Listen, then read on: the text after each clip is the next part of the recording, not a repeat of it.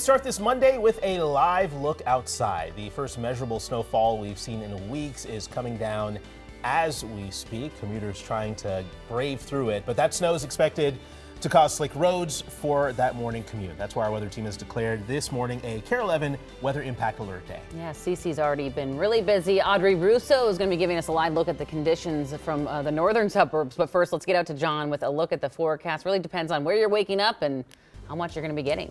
Yes, I mean, it really does. I mean, obviously, places in South Metro are going to see a lot less. The only actual accumulation I have is in Plato. Thank you. 0.7 inches down there. So now I know. If you guys have accumulations this morning, got time, you can send them to me, meteorologist John Ziegler on Facebook. I'd love to get them in the show. We have a winter weather advisory out for 2 to 4 inches. That does not include Carver, Scott County, does not include Dakota County. This is really focused in Hennepin County North. The focus on this has been a line from Alexandria, just north of St. Cloud, over into areas like North Branch, and you can really see it here on radar. There is one last batch that will come through, but a lot less snow here in the southwest pocket. Like I said, here in Waconia, we know now that Plato had 0.7, Gaylord area. You guys are done. I think the snow is already done southwest. Not necessarily done here north and northeast parts of the metro. Twin Cities to Woodbury, again, that's 94. Still actively snowing. Roads are going to be slick there. North Branch been snowing all morning, and that will continue here because we've got this batch of snow here. St. Cloud is probably going to come back into Elk River and then cross back over Forest Lake. We're in a lull right now. We'll talk about when we're going to pick this back up. Of course, we'll take a look at totals in your forecast. Cece. Hey, good morning. I mean, like John was mentioning, I'm not seeing a lot of crashes South Metro, Southeast, Southwest Metro. What I am seeing, though, a lot of crashes on 694, vehicle spinouts on 494, and a mix on 35E. So just keep that in mind as you head out the door. This is live look here in Lino Lake, seeing what looks like a jackknife semi 35E southbound. This is near Tart Lake Road. You're seeing authorities are on scene, but there's a pretty big slowdown as you're headed toward Vadnais Heights and then 694. So if this is on your route, I would definitely add at least 15 minutes to your commute. I'll let you know when this clears and if there's any detours you could take along the way. Alicia.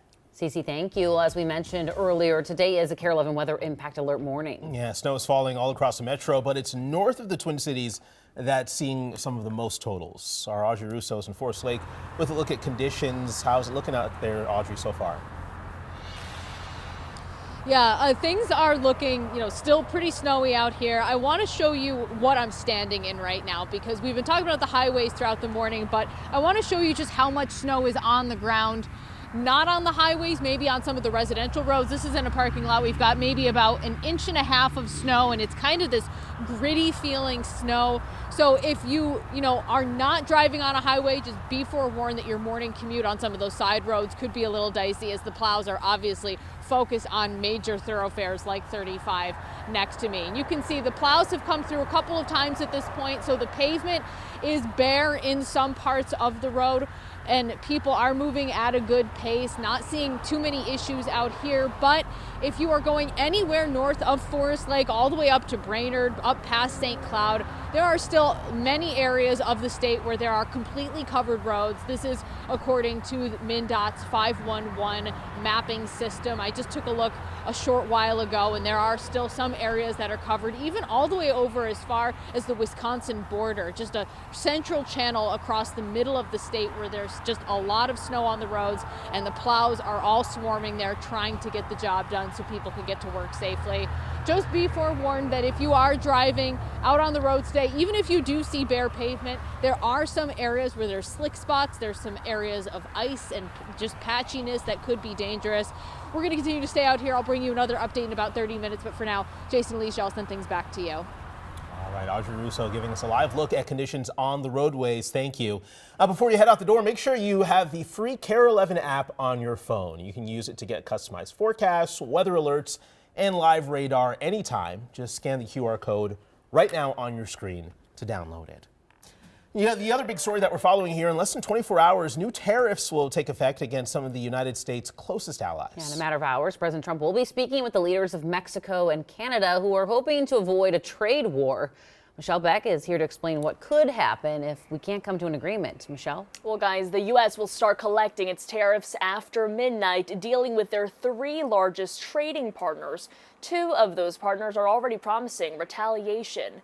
President Trump slapped a 10% tariff on all Chinese goods and 25% tariffs on most imports from Mexico and Canada. Mexico and Canada ordered tariffs of their own. Canadian PM Justin Trudeau putting up a matching 25% tariff also to start tomorrow. So what started it all? Trump blames the three countries for the flow of immigration and drugs into the U.S. He called out Canada for being, quote, abusive of the U.S. They don't allow a lot of things in, and we allow everything to come in. It's been a one-way street. But it doesn't have to be this way. As President John F. Kennedy said many years ago, geography has made us neighbors, history has made us friends, economics has made us partners, and necessity has made us allies. So at this point, China hasn't ordered any new tariffs on U.S. goods, but it is planning to file a lawsuit with the World Trade Organization for wrongful practices. Alicia. Michelle, thank you. And Mexico is planning to release its own plans to retaliate today if the tariffs take effect. As international backlash is growing, here at home, lawmakers are speaking out against the tariffs. The estimate of all these tariffs is that it will cost the average American family $1,200 in 1 year. It will be doubly hard for Minnesota because Canada is our biggest market for trade. Senator Amy Klobuchar says she supports targeted tariffs like what the U.S. imposed against Chinese steel, but says widespread tariffs do more harm than good. Time now 6:07. In just the last few minutes, crews got back to work on the Potomac River to recover the wreckage from last week's deadly mid-air collision. There's a live look right there from D.C. It was less than a week ago that an Army helicopter collided with an American Airlines plane near Reagan National Airport.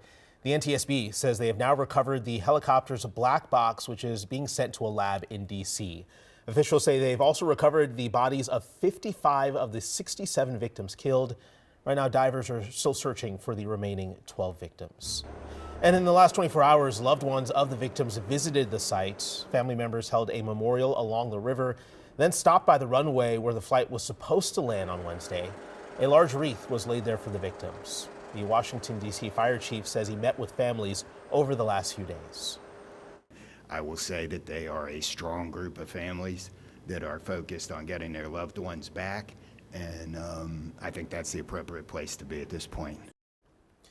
Over the weekend, the Army identified the 3 other crew members that died on the helicopter. They were Chief Warrant Officer Andrew Eves, Staff Sergeant Ryan O'Hara, and Captain Rebecca Lobach. At the state capitol, week 4 of the legislative session kicks off here in a few hours with both the Senate and House back in session. In the Senate chamber, it's the first day on the job for Doran Clark.